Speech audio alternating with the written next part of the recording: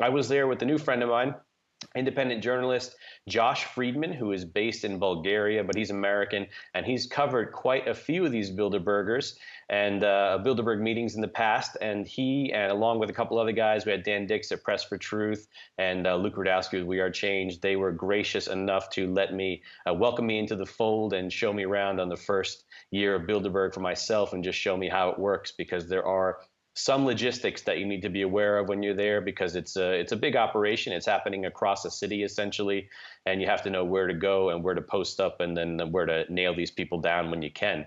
But so Josh has joined me now. How are you doing today, Josh? How's Bulgaria? It's pretty nice to be back here. Actually, the weather's decent, but at this time of year, across Europe, the weather is much better than the winter, at least in my opinion. So good to speak with you again. Good to see you, Dan. Good to be back with you. Yeah, we just spoke last week while you were still kind of en route on your way back to Bulgaria from Turin. I think you spent a few days in Milan, and we were kind of going over a story with Rob during the war room about your experience with the police there. And since we've already gone over it, we won't go into crazy in depth, but just give us a quick rehash about your crazy night in Turin. All right, so the short version of the story is that it was a little before 4 a.m. or the early morning hours prior to Bilderberg starting last week in Turin.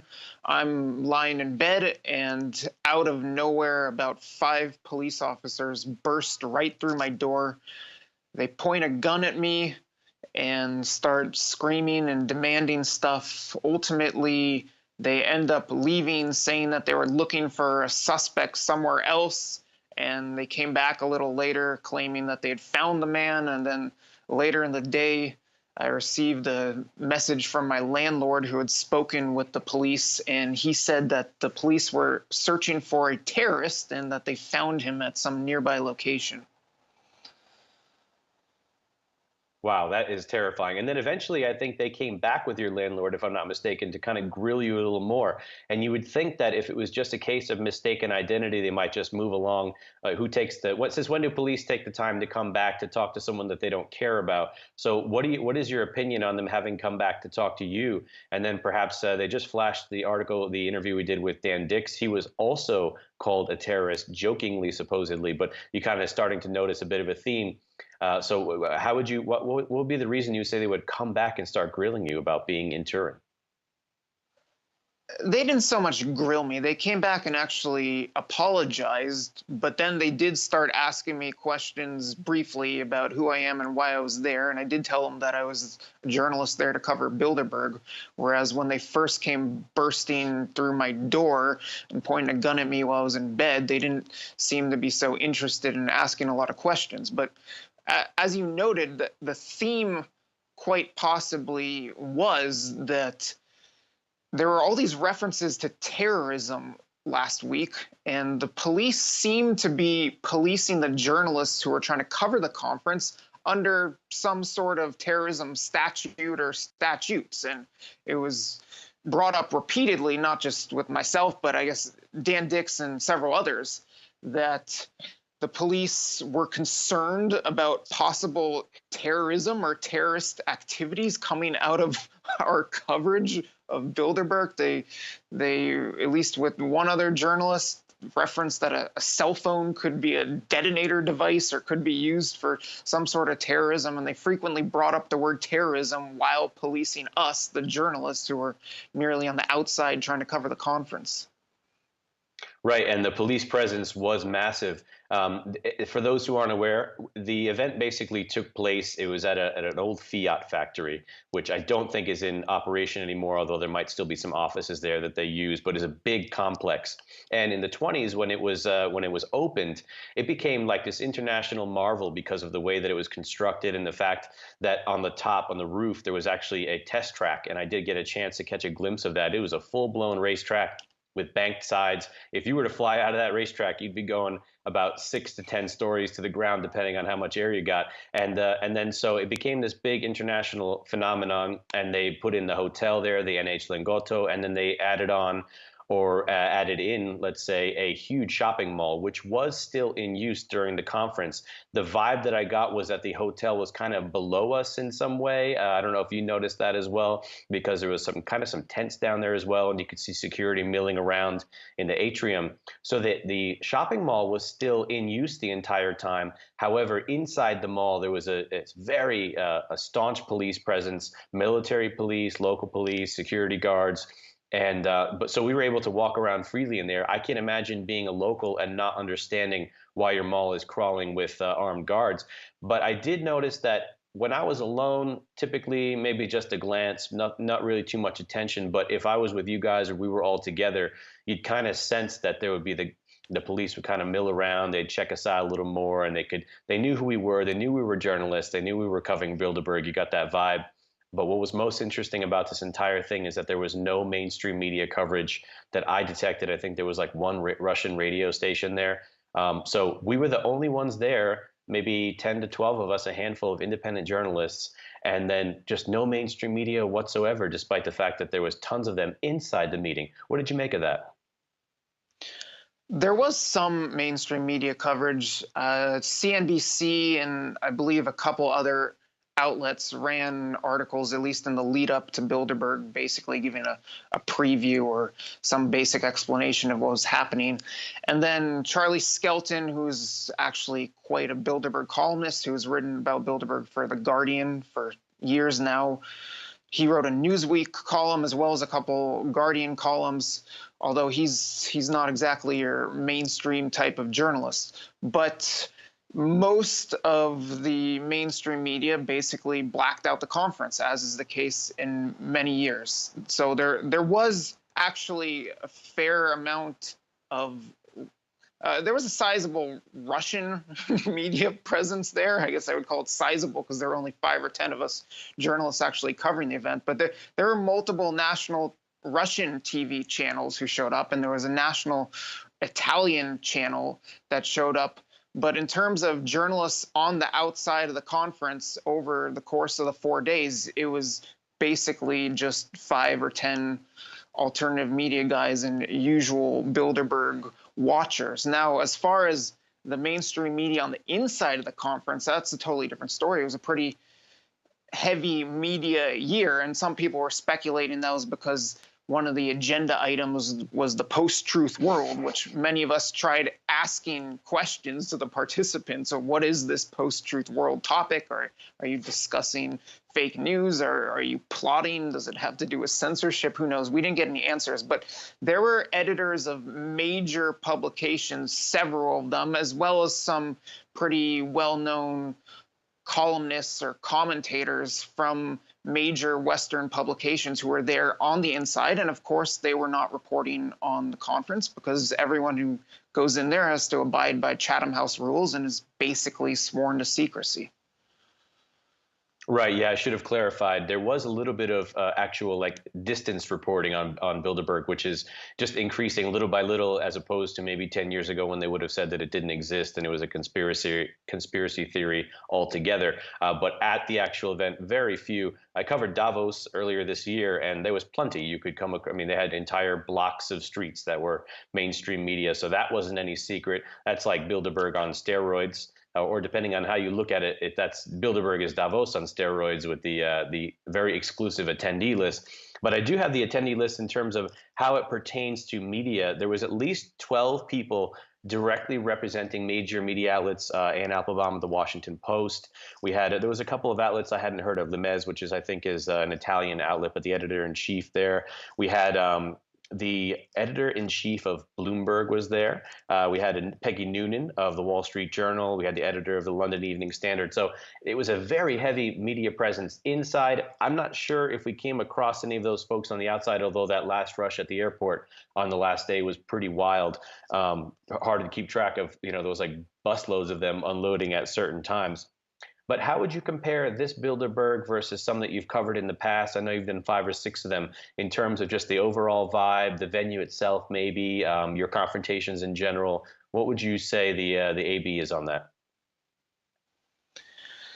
This Bilderberg was, I would say it had the potential to have a lot of interaction between participants and journalists because it was in a not a major European city, but a quite populous European city.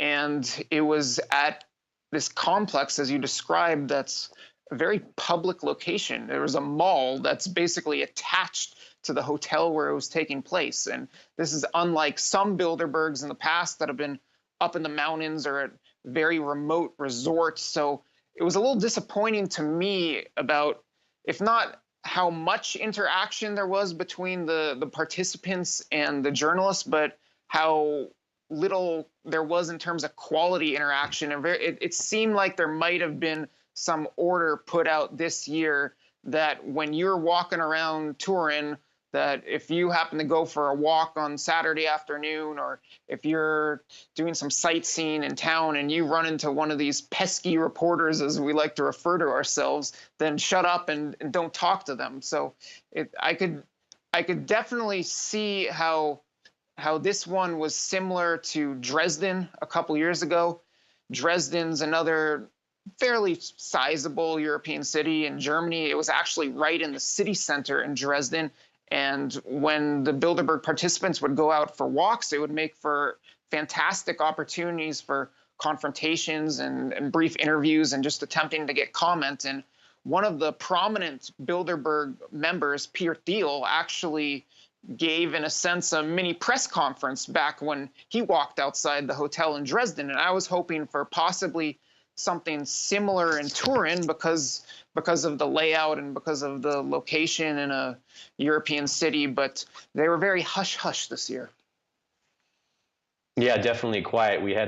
I thought it was a humorous interaction for me, at least, with Michael O'Leary, CEO of Ryanair. We chased him through the streets.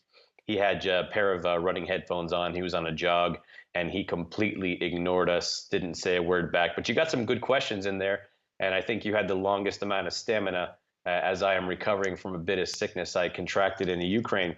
Actually, it's just Ukraine now, isn't it? Anyways, you live in Bulgaria. Balkans are your beat. I was just talking about some Balkans news. We're going to transition into that because I'd love to hear your take on what's going on in the Balkans. There's a lot going on at the moment, especially in the way of migrants. So give us kind of your synopsis on Balkans news.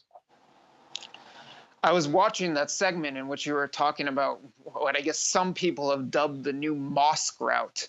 And I was actually in Bosnia about a month ago when things were starting to heat up there. And frankly, having been on the Balkan route in the fall of 2015 and early 2016, when things absolutely were chaotic and there were hundreds of thousands of migrants and refugees pouring across the Balkans and the borders were wide open. Having seen that, I'm not making a whole lot of the news about the new route opening up through the Western Balkans.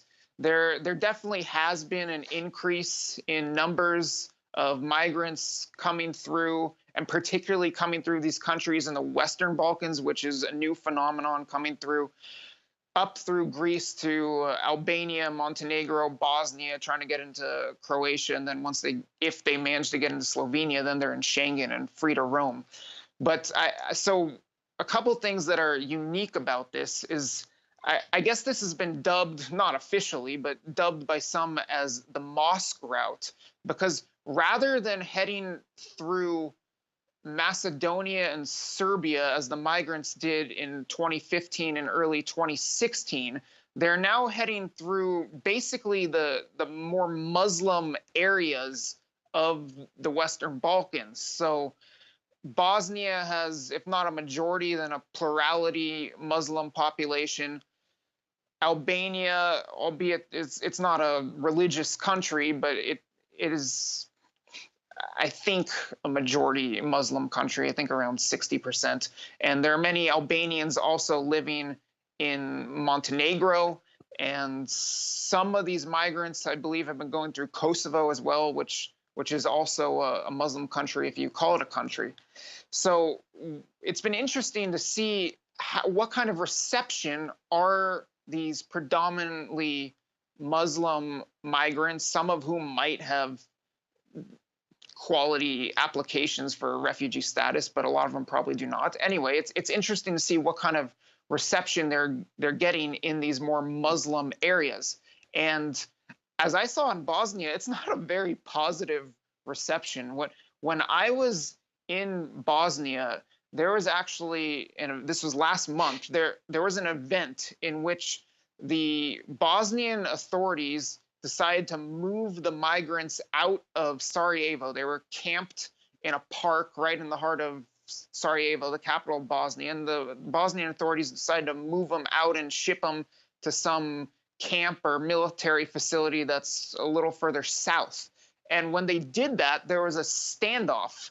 If you know anything about Bosnia, the country is divided in three, basically. So there are the Muslims, the Croats, who are the Catholics, and the Serbs, who are like Serbians. They're Orthodox, and basically nothing gets done in the country because there are three presidents. There's a Muslim president, there's a Croat president, and there's a Serb president. So the Bosnian authorities were shipping the migrants to a more Catholic area, and there was actually a standoff where the basically Croat or Catholic controlled police cut off the buses and stopped them from going to the migrant center where they were headed for. And ultimately, after a few hours, the Bosnian central authorities forced the police to give up and relent and let the migrants go to this camp or military facility where they're now at.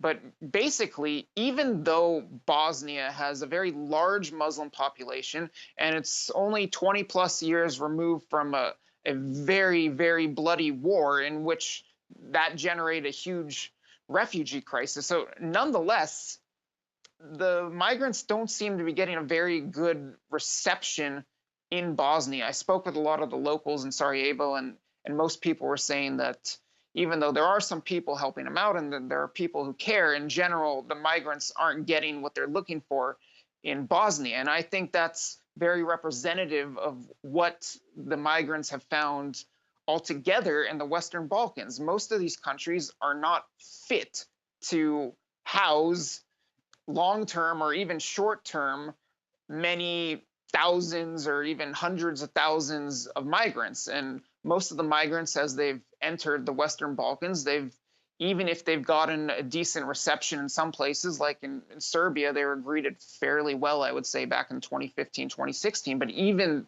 despite that, most of the migrants just want to move on to Central and Western Europe because there aren't a bunch of jobs or money or funds to keep them afloat in the Western Balkans. So whether or not it's predominantly Muslim area, most of the migrants want to move on.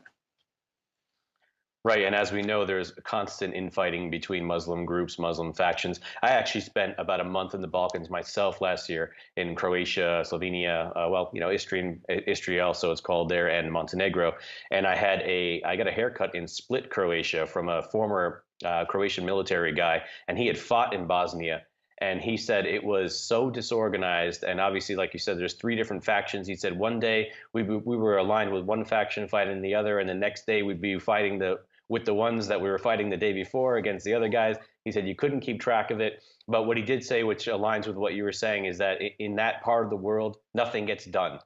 People drag their feet. There's a lot of politics, a lot of red tape, and then there's just a lot of it's beat down there in many ways. I would say just still a long ways to go recovering from wars there and from communism in general. So the last thing that they need is hundreds of thousands or tens of thousands right now, people pouring through and expecting to find shelter there. I did note that Verbinger, which is the Austrian Interior Minister, he said that it's not nearly as bad as it was in 2015 yet, although the escalation and the trend right now, he says, could point to a much worse 2019.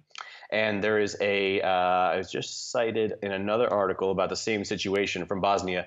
There is a Sarajevo-based migrant activist who said that they expect that in 2018, just in Sarajevo alone, they're going to receive approximately 50,000 migrants. And I know that Austria is now running military games. They're preparing for 80,000 migrants, and that Croatia and Slovenia weeks ago cited preparations for 60,000. So all these numbers are debatable, but I think the bottom line is at least tens of thousands are coming through the Balkans, and that doesn't bode well for 2019, let's say, or 2020. At the moment, it seems moderately manageable, although a lot of these countries, they don't seem really capable of handling it, like you said. I know recently there was an incident at the Croatian border where there was, I believe it was a Bosnian, I think it was Bosnian people smuggler. He had like 29 Iraqi and Afghani migrants in the car in a van, and they approached the border check, and they just didn't slow down, and they rammed right through, and Croatian police had to open fire on the van. They ended up hitting some kids inside, and it became like kind of this international incident down there. So it seems to be heating up down there. In the final minute here, give us your prognosis for the Balkans, let's say in the year or two to come, based on what you know about what's going on right now. Well, there's actually huge news in the Balkans right now pertaining to the Macedonian name dispute, which I don't think there's time to get into that right now. But back to the migrant situation, this really hinges on Turkey. Ultimately, whether or not there's going to be a new big migrant wave coming across the Balkans depends entirely on what's going on with Turkey and its relations with the European Union. So the EU and Turkey struck this migrant deal a few years back where the EU promised to give 3 or even 6 billion euros to Turkey in exchange for Turkey basically putting a plug on all the migrants coming to the Greek islands. And that tremendously slowed down the amount of migrant traffic across the Balkans. Turkey has since then, you could use the word blackmail, has threatened to open up the floodgates and even put millions or hundreds of thousands of refugees and migrants on buses and send them to the Greek and Bulgarian borders. But to this point, basically, things are at a standstill on that note. We're about to go to break. I wanted to give you a second to plug your site and your Twitter, where we can find you, Josh. We appreciate all the time. Where can we find you online? Sure, freemanpost.com and @freemanreporter on Twitter. Thanks a lot. Thank you so much, Josh. Take care.